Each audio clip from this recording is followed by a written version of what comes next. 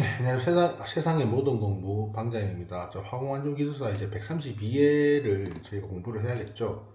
지금 제일 중요한 게 요약 정리하고 그런 것도 중요하지만 이제 필력을 늘려야 되겠습니다. 필력을 늘려서 시험 채점관이 정말 알아들을 수 있게 제대로 된 어떤 답안지를 만들려는 방법인데, 제일 좋은 방법은 제 입장에서 기출문제 실제적으로 작성하는 거 생각하거든요. 한 100일 남았으니까요. 이제부터 열심히 기출문제를 가지고 어, 자기 나름대로 답안을 만드는 필력을 한번 늘려보는 그런 일을 한 100일 정도 해보도록 하겠습니다. 1번 문제 보겠습니다. 132, 131회부터 풀면 되겠죠? 1번 문제, 이거 제가 정리했으니까 직무에 대해 설명하시죠. 이건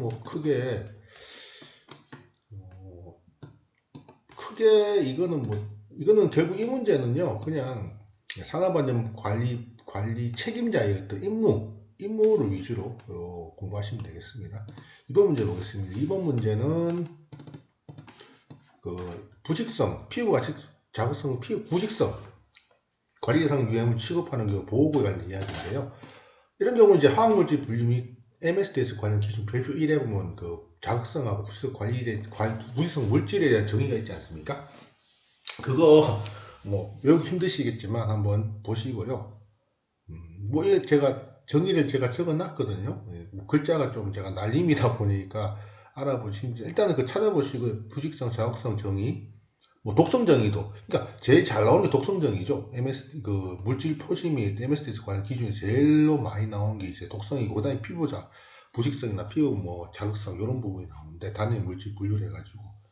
그리고 보호 관련해서는 이제 산업안전 보호 기준의 규칙 450조, 451조에 보고 내용이 나니까 그 내용을 검토하시면 되겠습니다. 3번 문제 보겠습니다. 인간의 의식 수준 5단계에 관련된 문제. 이거는 문제가 자주 나와 보이죠? 자, 의식 수준에서의 부주의와 주의의 연관성까지 고민하시는데, 의식 수준 5단계를 이렇게 나누죠. 0, 1, 2, 3, 4 이렇게 모든 무의식, 의식 흐름 정상, 좀 약간 노곤한 상태고요. 여기 약간 분명한 상태고, 3번 단계, 4번은 이제 과긴장 상태입니다. 그래서 이 행동 상태를 적으시면 수면 졸음피로 안전한, 글자를 못 써갖고요. 안전한 행동 정상 상태고요. 적극 정의도. 그러니까 일할 때 2하고 3단계가 있으면 제일 좋을 것 같습니다.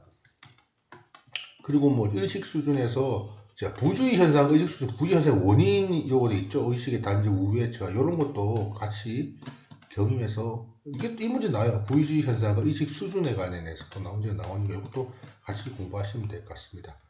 빨리 넘어가겠습니다. 4번 문제는 제가 넘어갔습니다. 왜? 이건 제가 이런 문제는요, 위험물 안전관리법 문제다 보니까 제가 그냥 빈칸 놔뒀어요. 왜? 이렇게 시행령 이런 문제는 저는 조금 좀 넘어갈 수밖에 없어요. 이거 시간을 다 외워야 되니까 그냥 이런 형태로 문제를 안전교육 어떻게 하고 대상자 어떠냐 이런 건 이제 위험물 안전관리법 21조하고 시행 19조 시행규칙 별표 24를 참조하면 되겠습니다. 제가 여권은 안 적었습니다. 일부러 적어도 못 올 것 같으니까 제가 안 적었습니다. 이거는 좀 포기하겠습니다. 사업 문제 같은 경우는 어쩔 수 없어요. 저도 못 오니까요. 포기할 건 포기가야죠, 그죠? 시간. 자, 이런 문제 적어야 되죠. 화공안전 문제 어떻게 보면 가장 적합한 문제겠죠. 파열판에 관한 설명에 대해 용어에 대해서 설명하시오 되어 있는데요. 요거는 이제 안전 밸브와 파열판 튜닝 설치에 관한 기술 지침 D67-2020이죠. 그리고 산업안전보호 기준에 의한 규칙 262조하고 263조의 내용인데, 이런 파열판의 내용을 용어를 정의하고, 요거는 이제 10점짜리 문제니까 파열판 정의를 그림과 도식하고요. 용어로 정리를 했고, 요까지만 하면 10분 안에 이걸 다 적을 수 있어. 10분 안에도 안 적고 5분 안에 다 적을 수 있죠. 알고 있으면. 이게 결국에 여기다가 파열판 관련해서 문제가 나오는 게 25점짜리 나올 수 있으니까 파열판 설치 기준까지 한번 보면, 설치 기준이 파열판 설치를 할 때 어디다 설치하냐, 규칙 222조 223조 파열판 설치 기준 요 부분 외우세요. 파열판 설치를 어떤 대상에서 할 것이며, 자, 파열판하고 압력용융 밸브하고 파열판 직렬 설치에 할 때 어떤 설치 기준을 갖고 있고, 파열판을 안전 밸브 전단에 설치할 거냐, 파열판 안전 후단에 설치할 거냐 해서 설치 기준 틀리니까 이런 건 제가 간단하게 적었지만요. 요거 여기 여러분들 요 부분 안전 밸브와 직렬판 진입 설치에 관한 기술 지침 D67-2020을 확인하셔가지고 공부를 좀 자세하게 해주시면 좋겠습니다. 자, 6번 문제 넘어가겠습니다.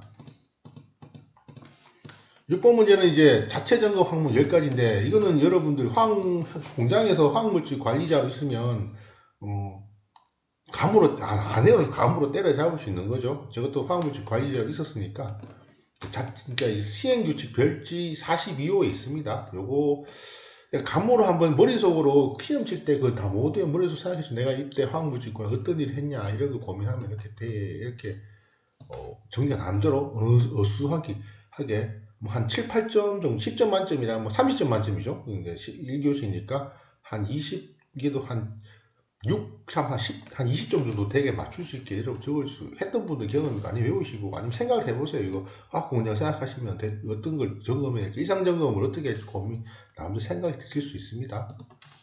자 그리고요 자 7번 문제 볼게요. 7번 문제는 그 제어 풍속 반속 속도 정의를 이야기한 건데요. 요 그림 요런 거 그리시면 되죠. 국소 배기 장치 어떤 흐름이 이렇게 생겼다. 그 제어 장치하고 반속 속도는 요렇게 한다. 그리고 후드 형식별 관리 대상의 제어 풍속이라고 여기 돼 있죠. 요런 거. 요런 0.4, 이런 것들. 포위식 포위, 외부식 측방, 외부식 항 요런 적어 놓고 이런 거 하나 적어 주면 점수 좋겠죠? 이 계산 방법까지. 자, 포위식이냐, 뭐 외부식 장방향이냐, 외부식 프렌즈, 이건 제가 받는 건데, 이런 것까지 적어주시면 돼요. 반송 속도도 어떤 물질의 상태나 이에 따라서 이제 반속점은 덕트 안에서의 그 침착이 안 되라고 하는 방송, 그것도 한번, 근데 그까지 외우기 좀 힘드니까요. 요동 수준까지 1교시니까. 근데 이게 최근에 아시다시피 그 직업병 때문에 중대재해처벌법에 관련된 일이 있었으니까요. 내년에 나올 수 있겠습니다. 이런 걸 한번 그림을 잘 기억해 주시고, 이런 그림이 중요하죠. 그림이 있습니다. 이런 그림과 표. 네.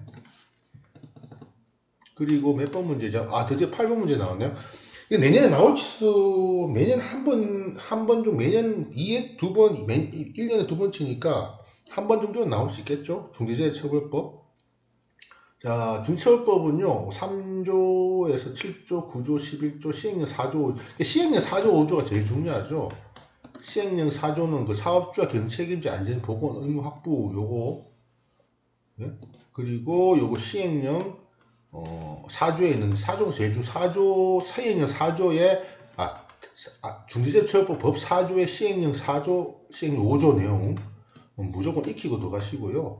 그리고 뭐 도급 5조가 이제 도급 위탁 및 관계에 보건 안전보건 의무 확보 의무인데 이거는 이런 경우는 실무에서는요, 그 도구업체 관련해서 안전보건평가를 실시하면 된다고 저는 그렇게 했었거든요. 그리고 안전보건관리 규칙을 위한 7개 핵심 요소, 요건 이제 노동부에서 발행한 책자에 보면 이런 7개 핵심 요소가 있거든요. 요거를 한번 보시고, 정리를 딱 해보면요.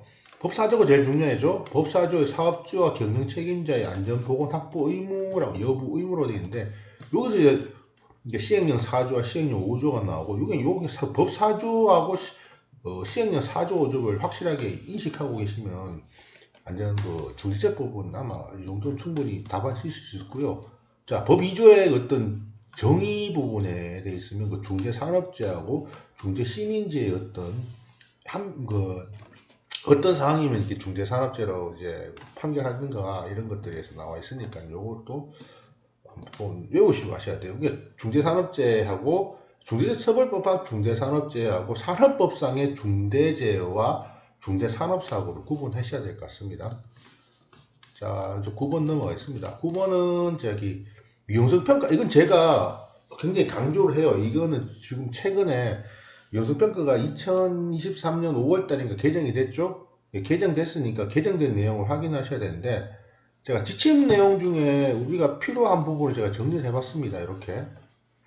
글자가 보니까 지침 내용 중에 찾아보면 이제 5조부터 15조까지의 어떤 내용이 있고요. 요 내용을 확인해 보시고, 특히 뭐 위험성 평가 절차 요 부분 8조가 제일 중요하겠죠. 개정 내용 요약을 해가지고요. 개정 내용이 어떤 게 있냐면, 어떤 내용으로 이 말씀드리냐면, 올해 나왔으니까 위험성 평가를 제정했다. 쉽고 간편한 다양한 위험성 평가 방법을 제시했다. 평가 시기 명확함이 개선했다. 근로자 상부의 참여를 확대했다. 위원성 평가 결과에 근로자 교육을 한다. 이런 글자를 너무 선택해 보니까요. 이게 평가 시기 명확함이 개선 관련해서가 되게 부분 가장 어찌 보면 개정 내용이 가장 큰 틀인데요. 평가 시기가 이제 1년에 최초에 한 달 내에 하게 돼 있잖아요. 그 최초 한 달 내에 하고 한 달 하고 한 달 내에 하고 1년 후에 다시 또 정기 평가를 하는데 정기 평가에 관련해서 조금 좀 개선 요약을 했다. 그리고 뭐 건설 쪽에서의 위험성 평가도 조금 손보고 그랬던 내용입니다.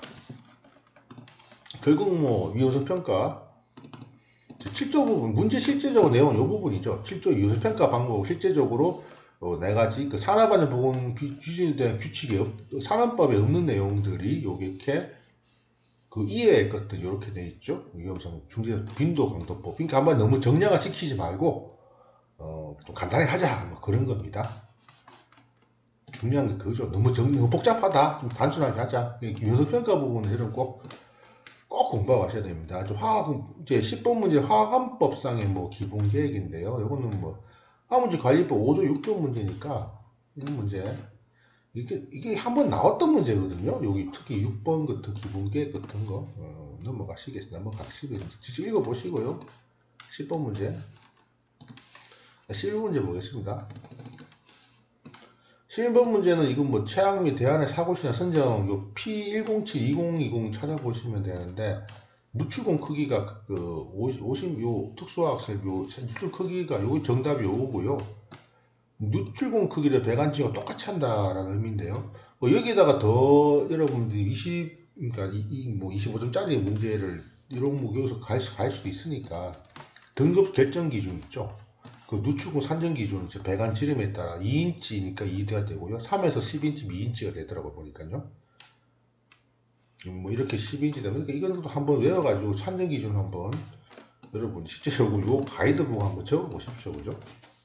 뭐 3에서 10인치 되면 배관 지름 20% 되겠다. 뭐 그런 생각 들기도 합니다만 일단은 요 누출공 산정 기준 요거랑 요 위에 거 같이 되는 누출공 지름이랑 배관 지름이 같이 되는 경우를 한번 이렇게 요 가이드 보고 한번 공부하시면 됩니다. 12번 보겠습니다. 12번은 비파견대 그 음량 방출 시험 관련해서 되는데요. 요건 이제 여러분들 이거 중요한 게 뭐냐면 그 D10-2023 요게 최근에 개정된 그 코사 가이드가 나야하니까 요거 확인하셔가지고요. 특히 유체 종류 및 취급 조건하고요. 그에 따라서 그 비파기 검사의 선정 기준이 좀 싹 바뀌었거든요. 싹 바뀌었더라고 보니까 적용시 고려사항 같은 요 가이드 꼭 확인하시고 내용 정리해 주시기 바랍니다. 이거는 뭐 1교시 문제로 나올 수도 있지만 이게 25점짜리 나올 수 있습니다. 이런 거. 그래서 뭐 제가 음향방출도 제가 국부적인 이건 찾아보시면 돼요. 국부적인 변형이라 중요하니까 이런 거 음향방출은 제가 한 두 번 정도 본 것 같습니다. 네, 정리하시고요. 자, 마지막 13번 보겠습니다. 13번은 크게 뭐 이게 13번 같은 경우는 그 산업안전보건기준규칙 225조에서 246조를 쫙 한번 붙어보세요. 왜냐면 거기서 문제가 가끔 출제되니까. 뭐 예를 들면 이거 228조에 보면 다양성이 남아있는 설비 등유 주입할 때도 물론 그 불활성 가스를 같이 넣어놓고 하고요. 산화의 229조의 산화에틸렌이 취급할 때 그 뭐냐 산화에틸렌 아세트알데히드 산화프로플렌 같은 경우는 이제 그 내부의 불활성 가스나 아닌 가스나 전기를 불활성 가스 바꾸는 등 안전 상태인지 확인한다 되어 있습니다. 이 세 가지 물질 기억해 주시기 바랍니다. 1교시 문제 한 15분 만에 풀었네요. 일단 여러분들 중요한 건 지금 여기 뭐 내용 자체가 중요한 거 여러분 실제적으로 한번 여러분 노트에 이런 문제 실제적으로 한번 답안지 작성을 시험장에 있는 것처럼 작성하는 그 목적이니까요. 해보시기 바랍니다. 네, 다음 시간은요, 그 2교시 문제 한번 빠르게 한 15분 만에 2교시 문제 훑어보도록 하겠습니다. 제가 의미는 우리가 지식을 습득하겠다는 의미가 아니고요.